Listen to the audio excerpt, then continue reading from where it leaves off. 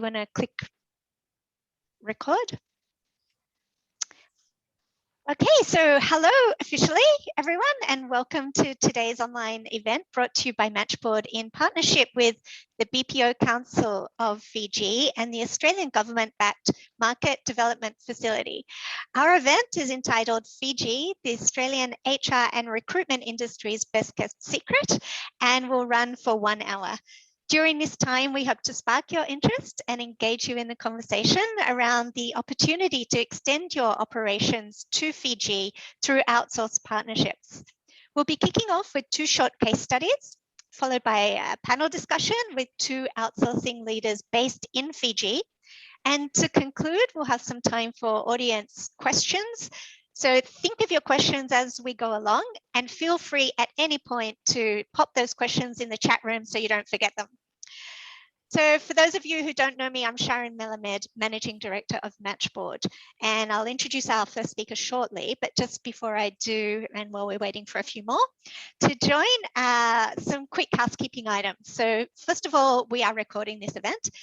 Secondly, if you have internet issues, just use your hotspot on your mobile or dial in with the phone number and passcode, which you'll find in the calendar invitation.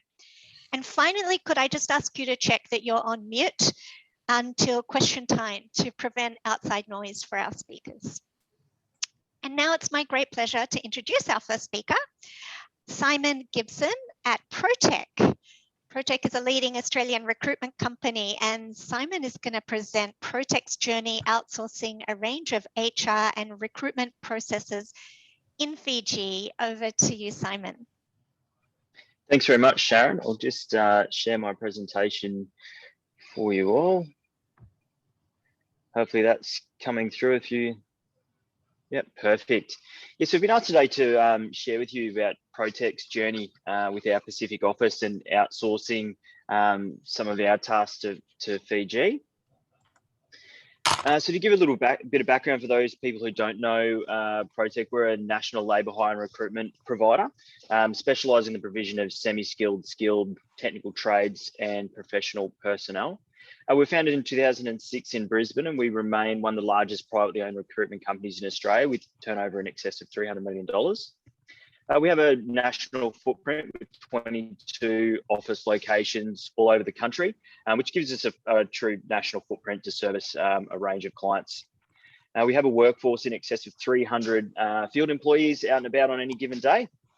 It's slightly less at the moment with some of the unfortunate shutdowns that are going on around the country, but nonetheless, we've still got a really big group of people we look after. At Protech, we really consider one of our key product differentiators within the market is our belief in quality people every time. What this means in practice is that we've got a really rigorous onboarding process to deliver a consistently high quality product, which can be a massive challenge when your product is people. We know that in comparison to the market, we spend a lot more time onboarding our candidates and have a higher level required to become a Protech field staff member. So the challenge with having any process is being able to administer it in an efficient and cost-effective manner without compromising its purpose. And I guess given that how complex our process is was one of the drivers in why we look to outsource some of those duties. So for Protech, we've seen a really rapid growth. We were only a $50 million company 6 years ago. We started the outsourcing journey about 3.5 years ago. So, we're about 200 million at that stage when we first looked at outsourcing. And really one of the challenges when a business grows from a really small business to a true medium-sized business is the IT systems and infrastructure often don't cope with that growth. So what really developed was a very administration-heavy process driven by a low-tech system.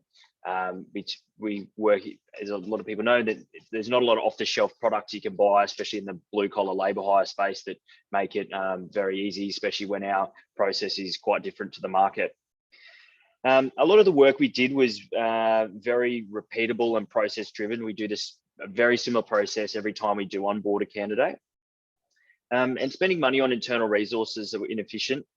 We had skilled recruiters scanning items, uploading entries into our database. And this really deviates away from the high payoff activities of them talking to candidates or clients.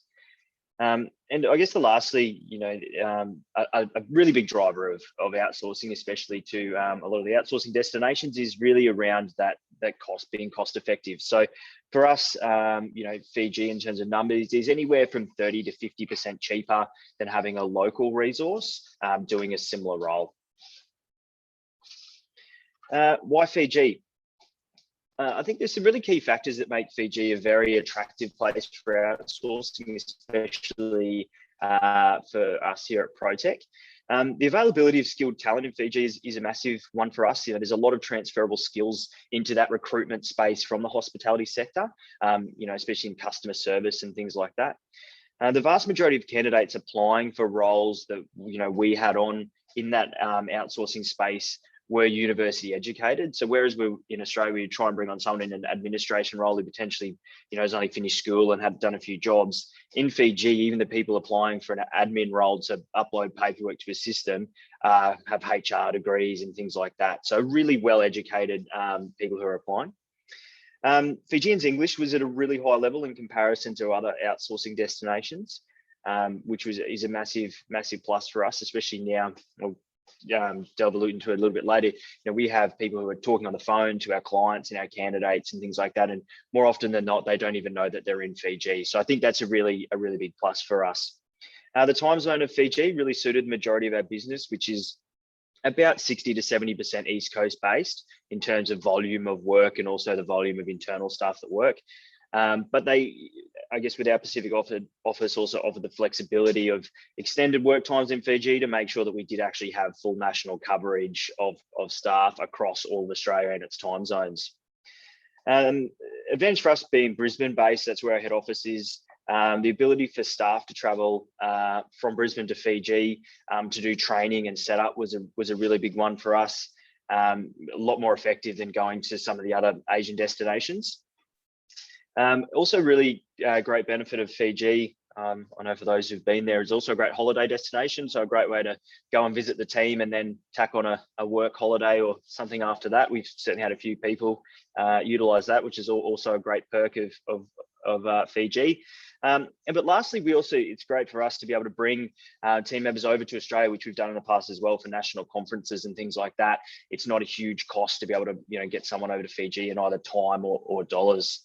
Sorry, and then lastly, the other one there is the Fijians see a role, even in an admin role with Protech, as a true long-term white-collar role with, we've had them describe, it's like working for a Microsoft or a Google or something like that. That's how they compare it to when working for, we're only, in our minds, we're a little Aussie company just battling away. But in the perception in Fiji is we're a really big company and people want to work for us and have a long-term career option, not come in and get bored after 6 months. So I'll touch on some of the benefits of that later as well. How do we set it up? We really started small. We started with just an administration support team. They were just taking data entry aspect away from recruiters. It was really just scanning documents, uploading it to the system, putting notes into our system, things like that. We had a really clearly outlined and documented process. Again, it was really straightforward.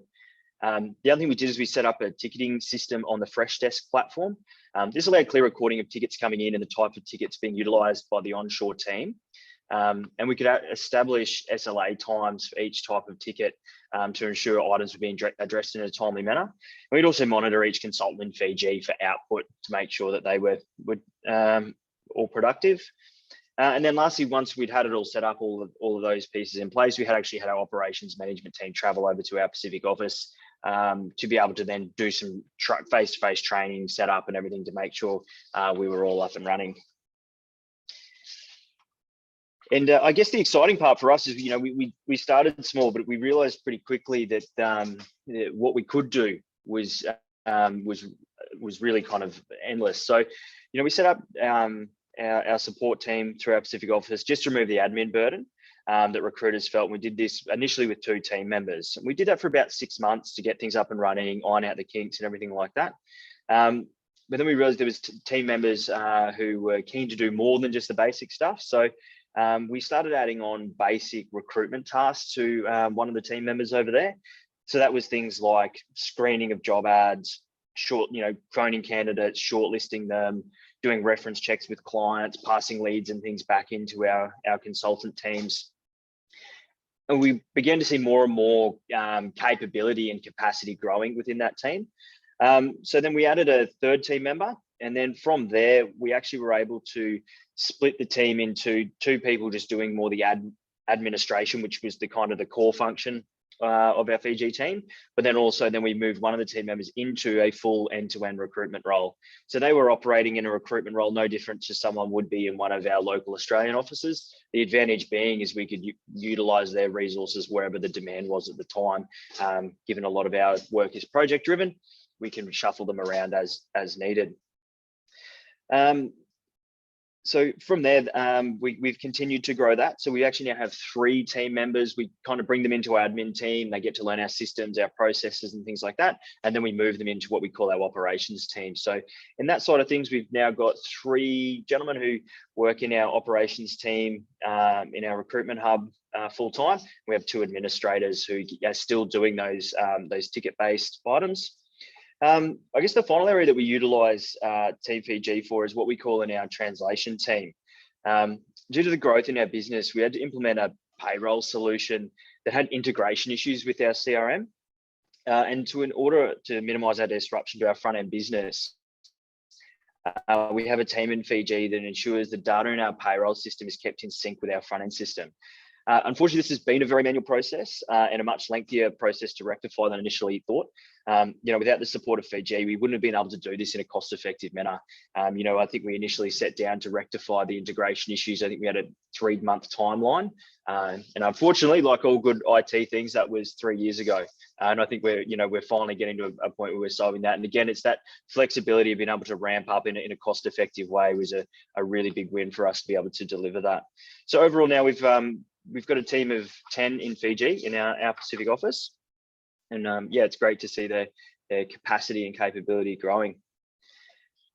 So lastly, I wanted to touch on was how do we measure performance? I think it's always a question, as a real driver of Team Fiji from certainly the financial people in my business is how are we measuring the success? How are we measuring what we're getting out and we're getting what we're paying for? So for us, we've, through the Fresh Desk system, are able to monitor the SLAs that have been implemented to make sure we're getting in a timely fashion. To give you an idea of ticket volume, we've had 15,000 tickets processed this year. That's just by the 2 consultants in the admin team. And that ticket can take anywhere from 5 minutes to 15 minutes is probably about a rough timeline. So it's a huge volume of work. And I, anecdotally can say that I think we would struggle to have that level of commitment we would have in 2 people doing that in Australia full time, where the girls in Team Fiji just absolutely pump it out. In terms of SLAs, we've got a first response SLA of 90% and a resolution SLA of 93%.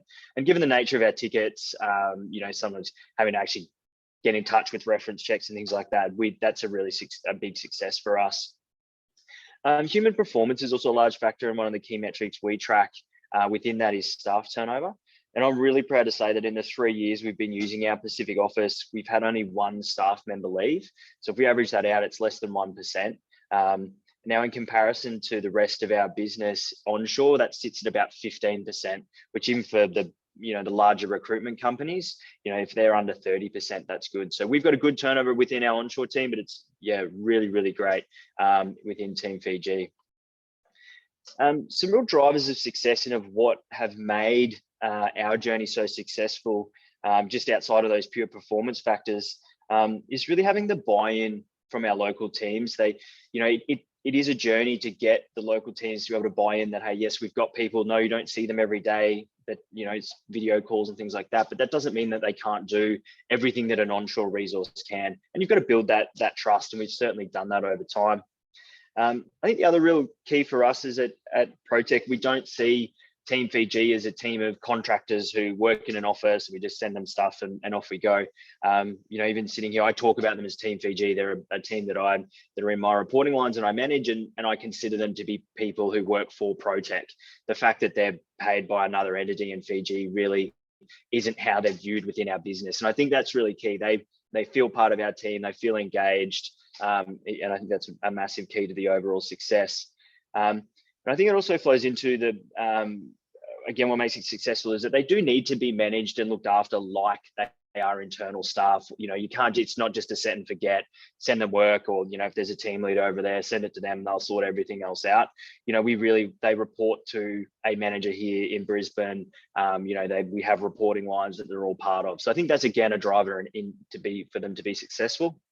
And lastly, I think it's really about working with the outsourcing partner. So we work closely with Brad in our Pacific office. And it's a real true partnership. You know, we manage the day-to-day, and we do performance manage if we have issues, which we don't have a lot of, but then also heavily rely on Brad and his team to be able to then deal with if we do have issues of a personal nature or things like that, to give us the Fijian perspective, because there are cultural differences, of course.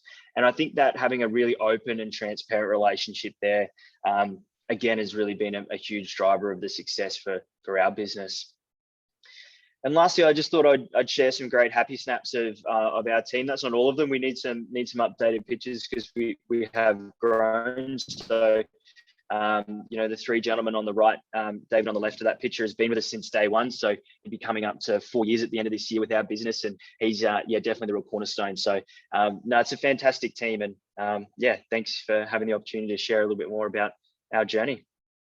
Thank you so much, Simon. I've found that really insightful, and I really appreciate that you were so transparent and generous in sharing your learnings there. If you have any questions for Simon, as I mentioned earlier, you can pop them in the chat room and we'll come back to them later. But for now, I'm going to introduce our second case study speaker, who is Miles Block of BDE Group. He is the founder of the company, and he's going to present BDE's journey finding and managing talent in Fiji across a wide range of roles for an iconic Australian brand, who Miles will now reveal. Over to you, Miles.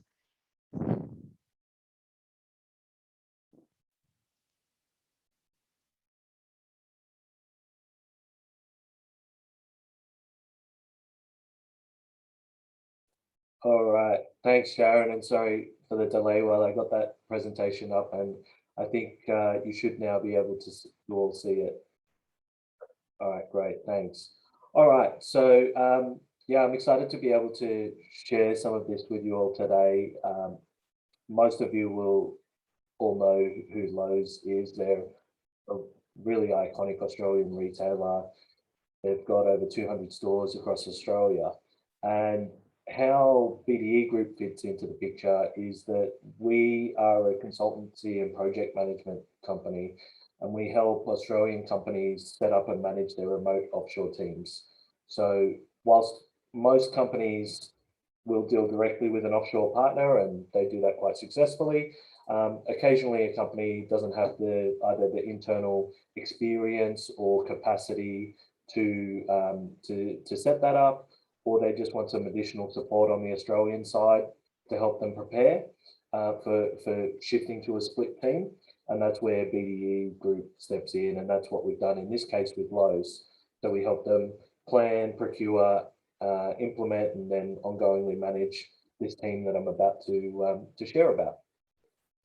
Okay, so with the Lowe's team, so we started with one team in a single role, and that was coming up to 3 years ago. And over that time, we've grown that out to being multiple departments and multiple team members. We've got 20 staff now, and in the Lowe's team, and they're covering off things like the head office reception, the customer service call center. So if you were to call Lowe's today, you'll be talking to our people over in Fiji. We are doing debt collection for some of their credit clients. Their online store, so we staff their online store support team. So both over the telephone, but also, you know, emails and things like that. So if you have an issue or a question with your online order, you'll be coming through to our team in Fiji. We staff them with auditors and quality assurance team members that work in the finance team at Lowe's, and credit assessors for their credit customers. So they have an in-store credit product that's similar to Afterpay, and that they run themselves or own themselves, and we run that from that team in Fiji, including doing the credit assessments and decisioning. Okay, so we started small, got one team in, and then over time we've really expanded that out to covering most. We've got some support happening in most areas of Lowe's with the Fiji team.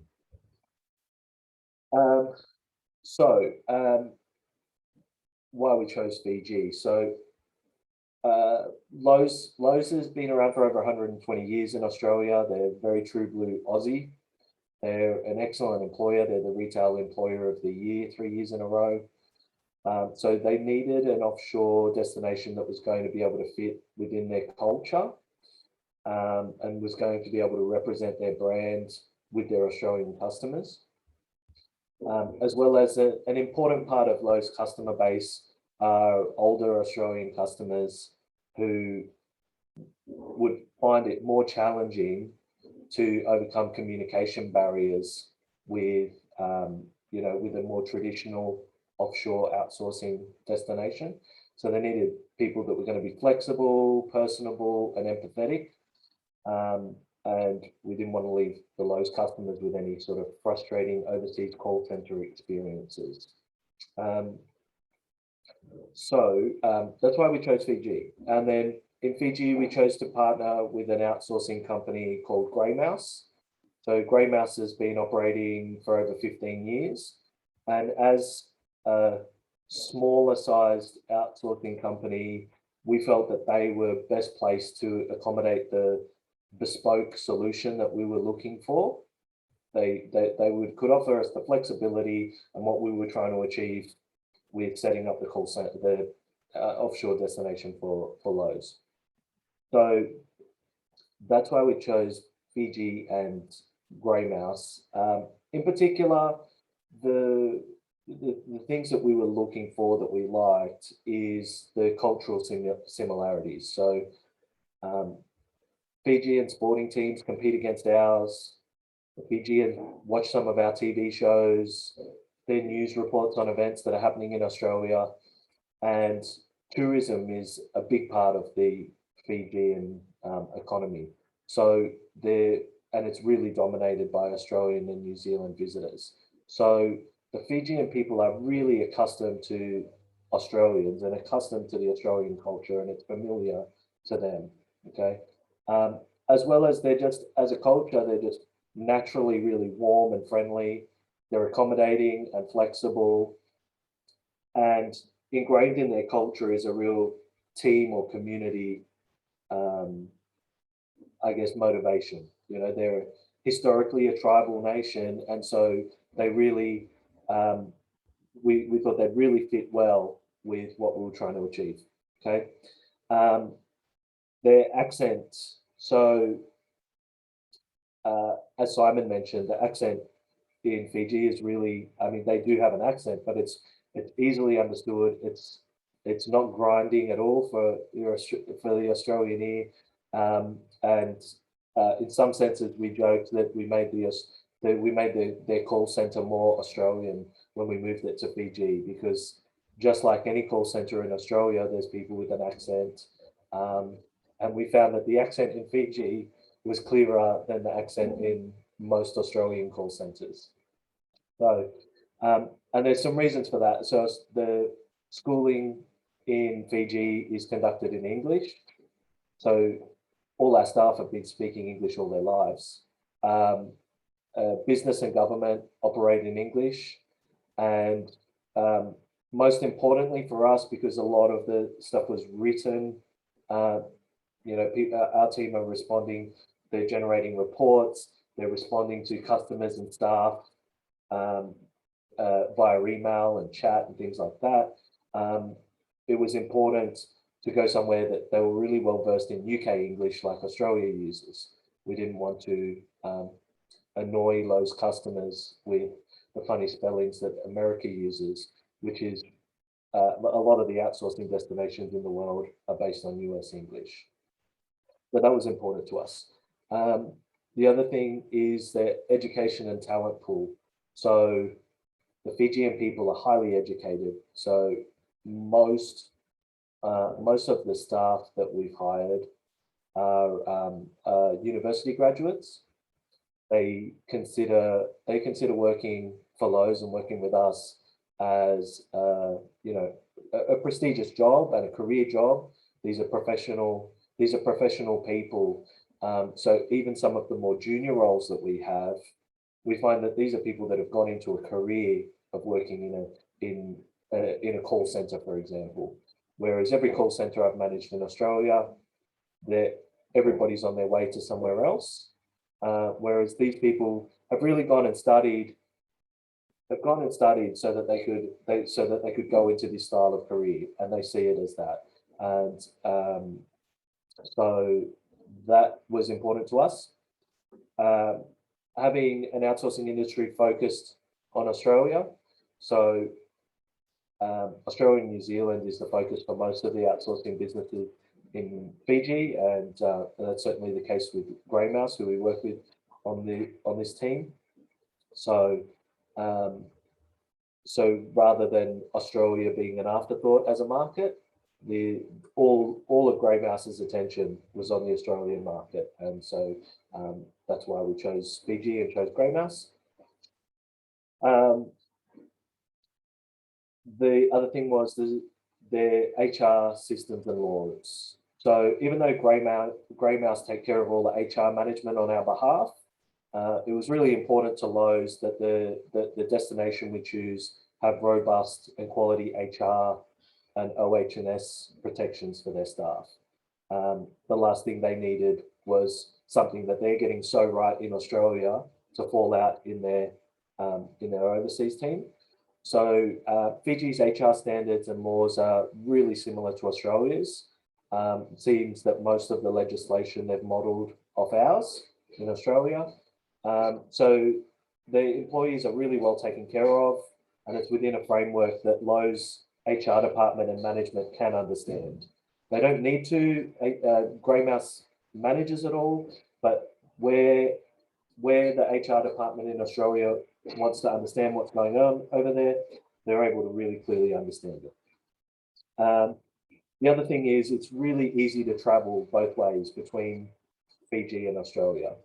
So that we've had team management from Australia travel over to Fiji every 3 to 4 months, but it's also meant that it's been easy for the Fijian senior staff to come and work in head office in Sydney with Lowe's when and as needed. And we've had no shortage of volunteers. We've had no shortage of volunteers from the Lowe's team to travel to Fiji office. They're all clamoring to go and visit the Fiji office. We have had some challenges along the way, although they've all been able to be solved. We've so far not come up against a challenge that we couldn't overcome fairly easily. The biggest one, particularly early on, was breaking down the stereotype of of overseas call centers and teams. So historically, outsourcing was for really simple, procedurized tasks. And over time, the outsourcing industry's evolved, and now they're really highly skilled professional people that are really on par with their Australian counterparts. So it was difficult initially for management and the Australian team in Lowe's to picture things that could get done by the overseas team. I think if anything, they sort of underestimated what the team would be capable of. And we saw over the first couple of months them really opening up and seeing like there's so much more that the team's capable of, which is why it's grown over the years and widened to so many more different areas. Uniting the Australian team and the remote team. So they started off just sort of emailing the team and doing things like that. And I think Simon talked about as well, like really gelling the two teams together was beneficial. And so we introduced having regular video meetings, and so that people can sort of bring up some of the more water cooler conversations that you would have with your local team. much like people are experiencing at the moment with everybody working at home for COVID, is, you know, how we can bring those teams together and talk about the things that you might not bring up in a large formal meeting.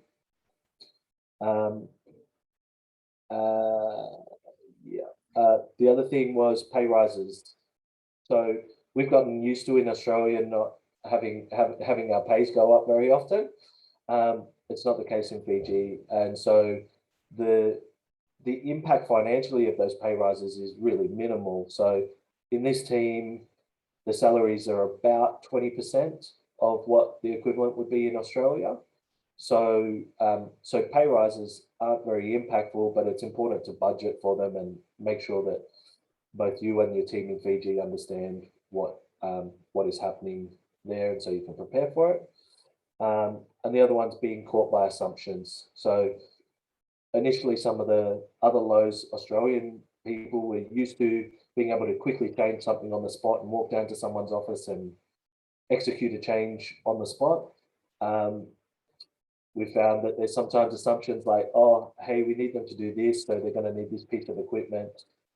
Sure, in Australia, you might be able to get that shipped in overnight. Over there, it might take a little bit longer. It might take a week to source something. So we found planning ahead and communicating and getting the Australian team communicating in advance of these changes meant that we were able to really smoothly execute things. Okay. Some unexpected outcomes or benefits that we've had. So our complaints from customers and internal teams at Lowe's has actually gone down. We set about to not have them get any worse. We've actually found that they've gone down, and I don't have exact metrics on it, but the management at Lowe's keeps talking to me about how happy they are and how much the complaints have gone down compared to prior to us moving it over to Fiji. The productivity's increased. So one example of that is our credit assessment team. They've been able to process double the number of credit applications they were before without increasing the team. So they've certainly kept up with the Australian counterparts, if anything exceeded them. And despite initial skepticism from the Australian colleagues, they were the team were really widely accepted, appreciated, and respected by the entire organisation. So we'd set out for that to happen over, you know, a 12-month period. We were hoping that they'd be really well integrated and accepted, but we found it went much quicker. Within the first couple of months, they were working together. They were working together and an important part of the team. And as Simon mentioned, staff turnover. We're in a similar boat. In that team, we've had 2 people resign over the last 3 years. One of them resigned about 4 or 5 days into the job, worked out it wasn't what they wanted to do. And the second one resigned to follow their studies, and they've actually, as of a couple of days ago, just returned back after finishing their studies. So the people that are there, we haven't had to retrain replacements constantly, which has been a massive benefit. Okay, so just to recap on a couple of the things that we've learned were important in that team was to have video meetings with the team, including remote team members in newsletters, announcements, and celebrations. So we've done that both ways so that people really feel as colleagues. Avoid relating to your offshore team as a supplier or vendor. Those team members are part of your team, even though they're technically employed by someone else. And communicate with your outsourcing partner in advance of any changes. Okay. All right, so that was just a very quick overview of what's been a really great 3-year journey with Lowe's. But if you do have any further questions, as Sharon said, put them in the chat or reach out to, if something comes up afterwards, reach out to Sharon, or you're welcome to look me up on LinkedIn if you've got particular questions that I can answer. I'm really happy to share from our experience. Okay. Thank you. Miles. Back to you, Sharon. Sure, that was a great presentation. Some common themes that I actually picked up across both of the case studies there. were the reduction in cost, an obvious one, reduction in staff turnover, reduction in complaints, and an increase in productivity, which is some pretty amazing business outcomes for Australian businesses. So thank you so much. Right now, I'm going to actually launch a poll. And we would like to know from everyone who's on this session, where are you on your outsourcing journey? So please vote. So perhaps you don't offshore today, but you might be open to exploring. You already outsource and have an offshore team. You have outsourcing projects in progress or something else. It would be great to just get a few more votes in before I close the poll in 10 seconds.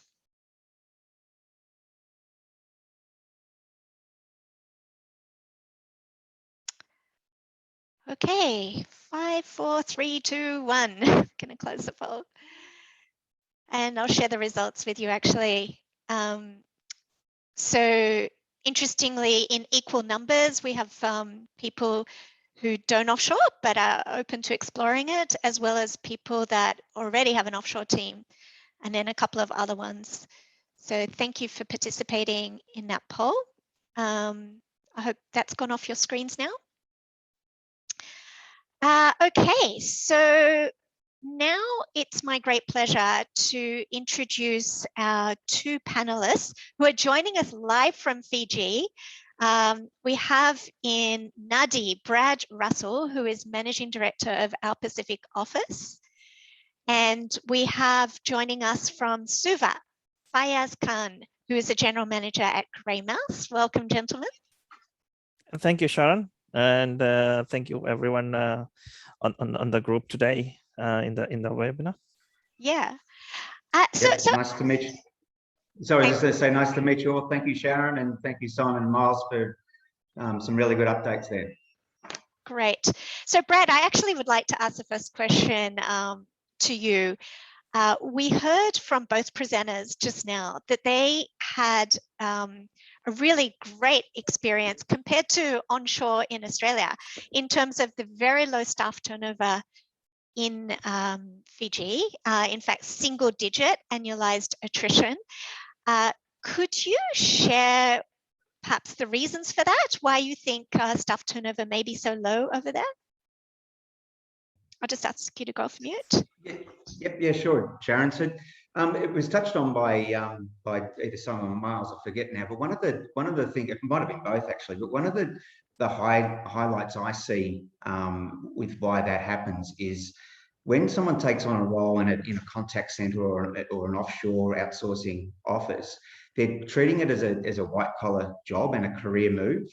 Particularly, obviously the tourism industry is quite strong. Well, it's not at the moment with COVID, but was quite strong. And so that's often the choice of job. Once we get the employees onto working for a BPO situation, they are really taking that on as a career move. So it's a long term. Normally, once you've got them there, they know that they can move up in their career. Importantly, they learn the systems of the overseas customers. I think Simon referred to it before as being the Google of Australia. So, because obviously a lot of the companies here are smaller. So when they're working for bigger companies in Australia via the BPOs here, they're really getting access to systems that they've never seen before potentially. So they are learning, and Fijians are very hungry to learn. And to get certificates, to do courses.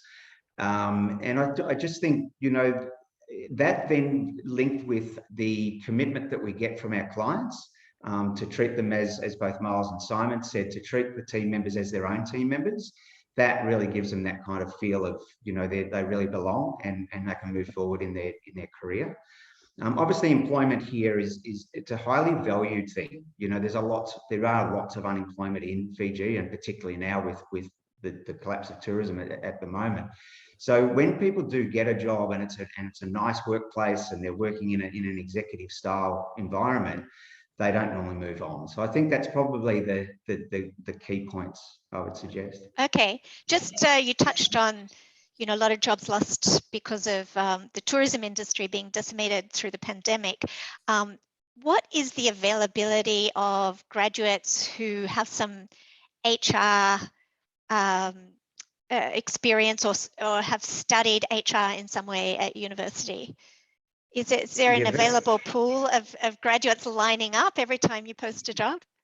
Yeah, that's a very, very good question, Sharon, because it's probably, I'd suggest somewhere between 30% of any job that we put out into the marketplace. So it may not even be HR related, but when the applications come in, you'll see on their CVs that there's some sort of HR study that's been done or degree. And that can, so you're talking, you know, there's potentially thousands of people out there that have the ability to be able to jump into a job in a HR or recruitment level.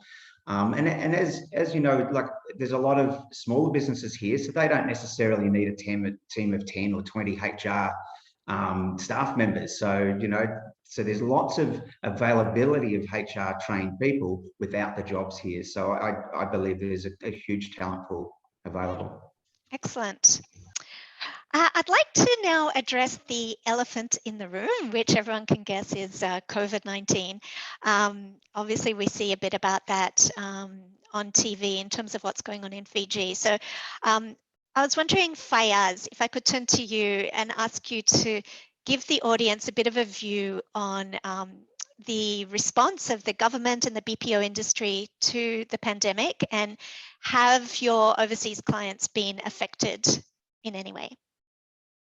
Okay, thanks, Sharon. And I think this is something that I think most of the attendees today would be interested to know about how Fiji has, you know, like responded to COVID, and especially the outsourcing industry.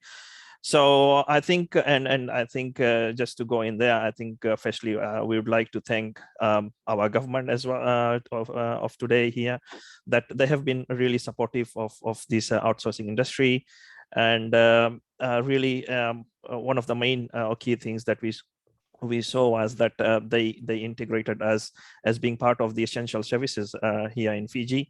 So really that what that meant for us was that, you know, like our operations were really not interrupted during, you know, like even if there were lockdowns being placed or if there were curfews being placed. So we managed to get passes to you know, like shuttle our staff to and from office.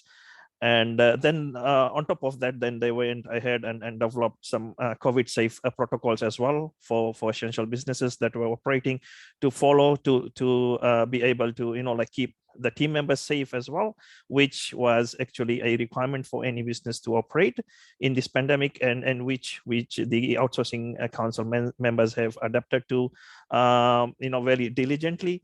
And that has actually enabled us to, you know, like continue delivering our services as it was pre-COVID, without impacting any of our clients in Australia or any country globally that we have been delivering to.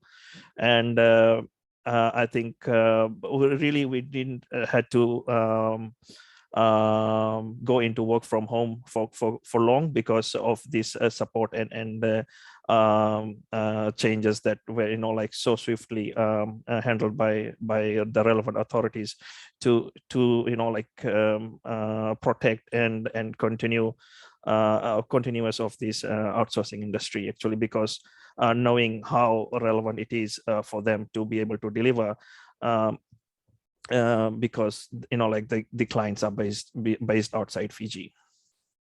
Thank you, Fayaz. What is, if you have just at the tip of your tongue there, the vaccination rate in Fiji right now? Do you have stats you could share? Do you want me to yes, jump into that? Brad, yeah, you can, no problem. So that, yeah, because just to give you an idea, that's and the government has done, as Fayez said, they've done an amazing job to support our industry, and they see our industry as a huge growth opportunity for Fiji. One of the let's say get out of this situation of COVID is all around vaccination rate. We have a very, very high vaccination rate. In fact, it's going up 1%, 2%, 3% every day. So we're currently at the eligible population. We're currently at 89% of the first dose. Wow. And you know, certain areas of Fiji are higher. Like we're talking, you know, over here in Nandi, it's 95%. So we're pretty well, you know, on target. And then the second dose, we're currently at 33%. But the government just recently, very cleverly, I believe anyway, introduced that you needed to be vaccinated if you are to enter the workplace. And that kicked in from the 1st of August for the first dose of the vaccine, and the second dose has to be administered by the 1st of November. And that really has helped those levels get up. And so at the moment we're on target to, when we get into November, we should be, at 100% across both first and second dose. And at that point in time, we're hoping that, things will obviously get back to very much normality. We're hoping that the borders will then open. So business associates will be able, and our clients will be able to come over and visit their teams. In some cases, meet their teams in real person, because obviously we've had some good growth over the COVID period, and it's all been done online. So it's quite exciting to see what's going to happen at the end of the year. But yeah, the vaccination rate has certainly been very, very positive for Fiji. That is quite astounding, those statistics, and very promising indeed. And I guess that's one of the differentiators of Fiji versus some of the other offshore countries that may be more commonly considered by Australian businesses when it comes to outsourcing offshore, like the Philippines or India, which definitely lag behind those stats. And so that, I guess, brings me to the next thing I thought we could talk about, which is the value proposition of Fiji. And perhaps Fayaz, I'll come back to you.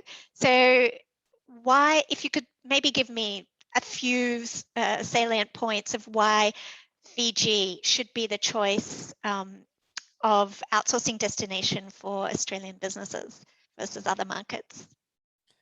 Okay, so thanks once again, Sharon. I think this was to some extent kind of, I think, presented as well by our two presenters today. And, like some of the common ones I think we would get there is, first of all, I think the proximity of Fiji to Australia and New Zealand. And then, we are very close, and our time zones are very similar as well, where New Zealand actually is on a similar time zone as us, while we are about 2 hours ahead of Australia. Despite, it changes a little bit during daylight savings in different countries, but I think it still works out really well. And then, of course, as said by the presenters, we have a natural service culture that, is Fiji very well known for, and the cultural closeness because of, the relationship that Fiji has had with its close neighbors, Australia and New Zealand, over the years, and then the cultural closeness that has developed, especially through sports and tourism and other, I'd say probably diplomatic relationships that we have had. So I think that has actually also, meant a lot for companies in Australia and New Zealand, as they somehow they know Fiji, for one or the other reason. And of course, then we kind of have similar skill sets that we can provide at a very cost-effective rate to Australia, because kind of our school curriculum and study guides are set up following the Australian and New Zealand studying materials as well. Fantastic. Just before we jump to audience questions, Brad, did you have anything to add to that in terms of the Fiji value proposition? Yeah, look, I probably the one that the highlight is that Fijians share the spirit of Australia.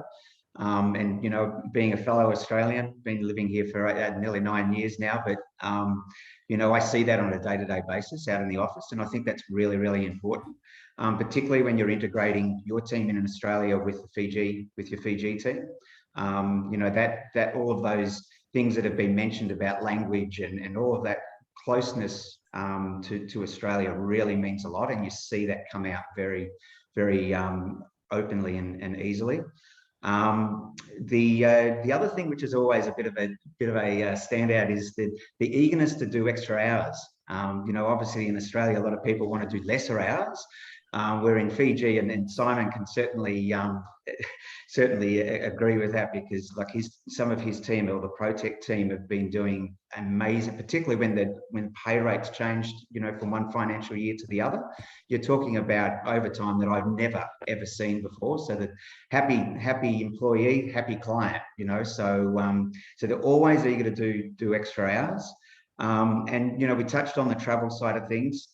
You know, the fact that you can mix in a normal situation once the borders are reopened again, the fact that you can mix that you know, business trip with a pleasure, you know, leisure trip at the same time is a real highlight, not just for the company owners, but it's also great for, you know, senior executives or management, or the team members that you bring over to Fiji, because it can be used as a bit of an incentive, you know, from that point of view. So and costs have been touched on briefly. So to give you just a rough guideline, you're talking around about AUD anywhere between $10 and $15 per hour. So it's massive drop of what you would pay in Australia.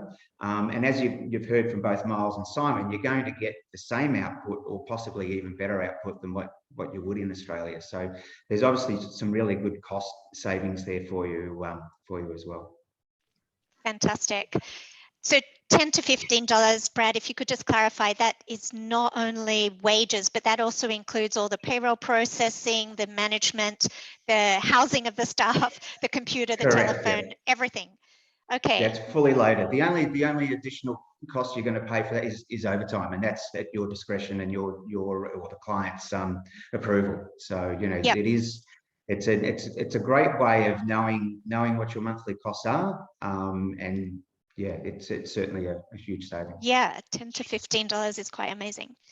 Yeah, I think Sharon, just from our experience also, just to add on, you know, like when you have overtime, for us at here, we have Grey Mouse, we have the flexibility actually that, you know, like sometimes, you know, like you have to pull in extra hours just, you know, like to meet some deadlines.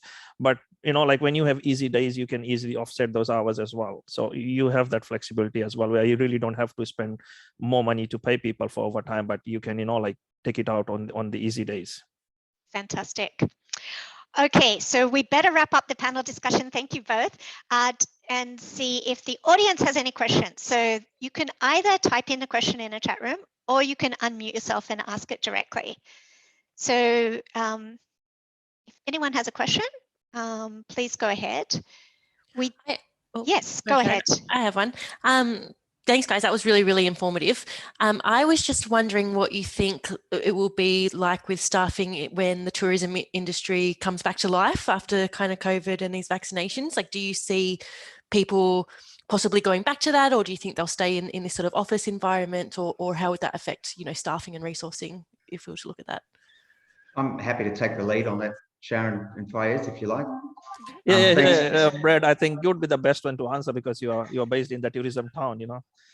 Correct. Yeah. So thanks, Sarah, for that question, and it's a very, very relevant question, and it gets asked a lot by clients. And I spent 30+ years in the tourism industry prior to breaking into the BPO industry. So hence why I'm based in Nandi.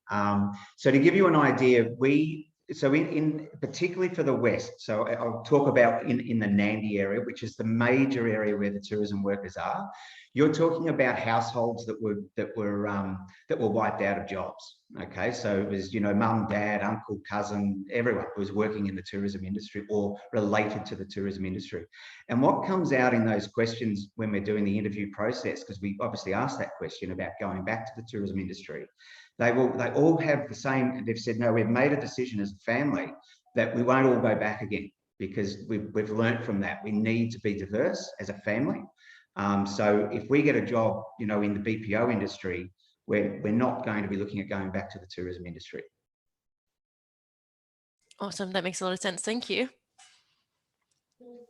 Fantastic. Okay, so we do have a question in the chat room. So is it possible to start with 1 or 2 people, or do you need a full complement of a team?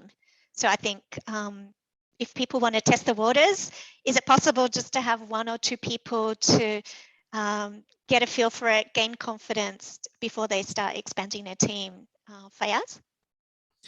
Yeah, thanks, Sharon. I think a very good question, and it depends on I think the size of the BPO industry you are dealing with, but generally, like knowing the BPO industry here and being a representative there, I think most of us are very flexible, and some of us are not even I mean, like flexible enough to start off with ad hoc and project basis hours as well, and then you can move up from there, like to 1 or to 2, and then you can like climb up the ladder. So definitely, yes, you have that opportunity to like build your team from 1 or 2. Okay, thank you. We do have another question in the chat room. Would love to know their thoughts on the culture with 24/7 work, for example, working US times. Do any of your staff work during the night, or could they? I think I'll jump in there, Sharon. I think I have about 2 staff that were working for US, and then there's like lately there's another 2 that has started delivering for the US client.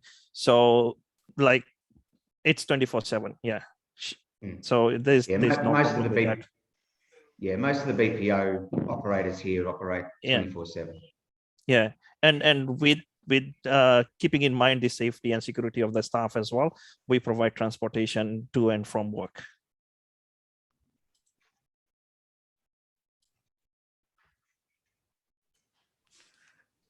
Sorry, Sharon, I think your microphone's not working. Sharon, maybe you are on mute or something? No, it's not showing mute. Sorry, can everyone hear me?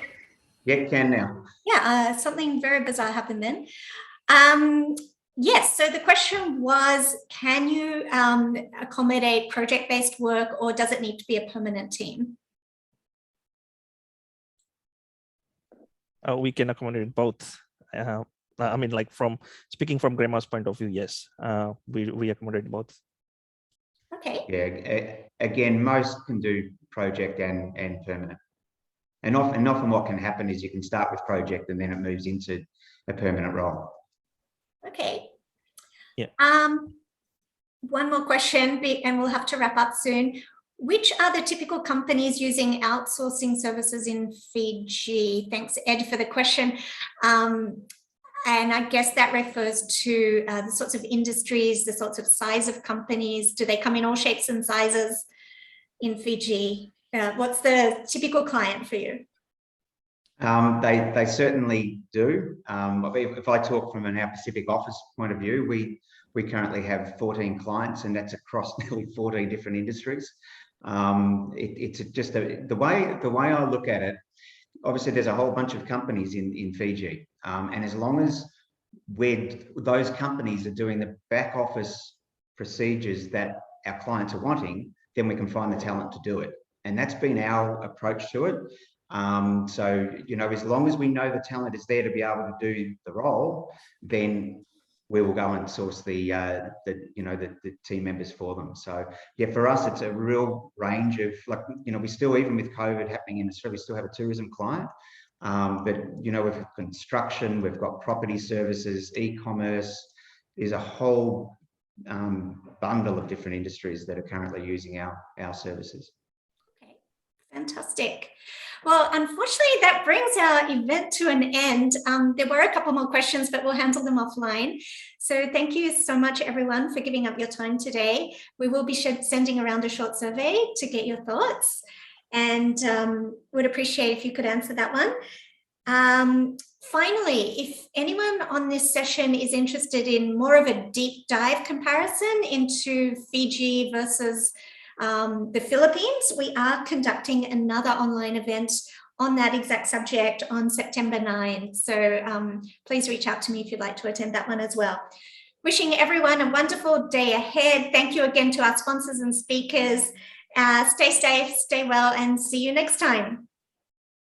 Thank you, Sharon, and Sharon. yeah, likewise. Thank you. It was great meeting everyone today.